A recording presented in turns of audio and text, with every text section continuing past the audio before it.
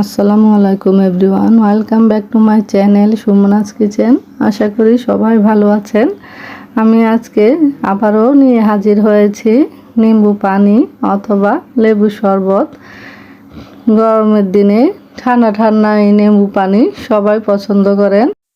এখানে আমি লেবু, তোকমা, ইসবগুল, তারপর চিনি যা যা ইউজ করেছি সবগুলোই উপকরণে শরীরের জন্য খুবই উপকারী।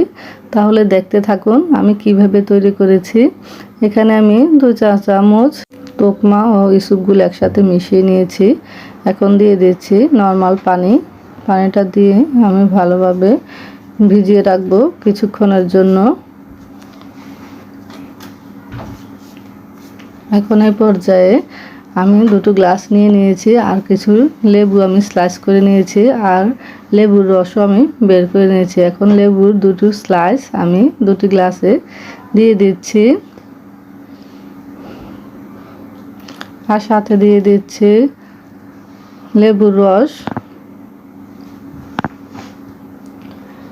এখন দিয়ে দিব বিট লবণ সামান্য পরিমাণে,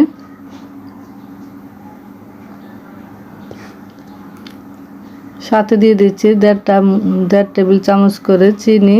আপনারা আপনাদের পছন্দ অনুযায়ী বাড়িয়ে কমিয়ে নিতে পারেন চিনির পরিমাণটা। এখন এই পর্যায়ে দিয়ে দিব ইসবগুল আর তোকমা ভিজিয়ে রাখা মিশ্রণটা,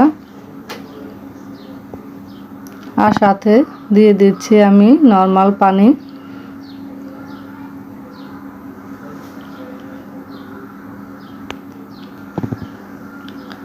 পানিটা দিয়ে আমি চামচ দিয়ে চিনিটাকে মিশিয়ে নিচ্ছি। যেহেতু এখন গরমের দিন, লেবু বাজারে অ্যাভেলেবেল পাওয়া যাচ্ছে, বাসায় সবার ঘরে মোটামুটি এই উপকরণগুলো থাকে।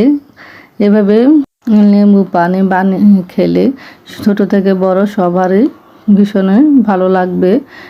চিনিটা আমার মেশানো হয়ে গেছে। এখন এই পর্যায়ে আমি দিয়ে দিয়েছি কয়েক টুকরা বরফ, আর ছোট ছোট লেবুর স্লাইস দিয়ে আমি ডেকোরেশন করে দেখিয়ে দিচ্ছি আমার লেবু পানি কেমন হয়েছে। আপনারা বাসায় একবার হলেও ট্রাই করবেন, আর অবশ্যই এভাবে তৈরি করে খাবেন, খুবই ভালো লাগবে। তো আমার রেসিপিটা যদি ভালো লেগে থাকে একটা লাইক দিবেন, আর আমার চ্যানেলটা সাবস্ক্রাইব করে দিবেন। পাশে থাকা বেল আইকনটি অন করে দিবেন, যাতে আমি নতুন নতুন ভিডিও আপলোড দেওয়া মাত্র আপনাদের কাছে নোটিফিকেশন পৌঁছে যায়। তো সবাই ভালো থাকবেন, সুস্থ থাকবেন। আজ এই পর্যন্তই। আল্লাহ হাফেজ।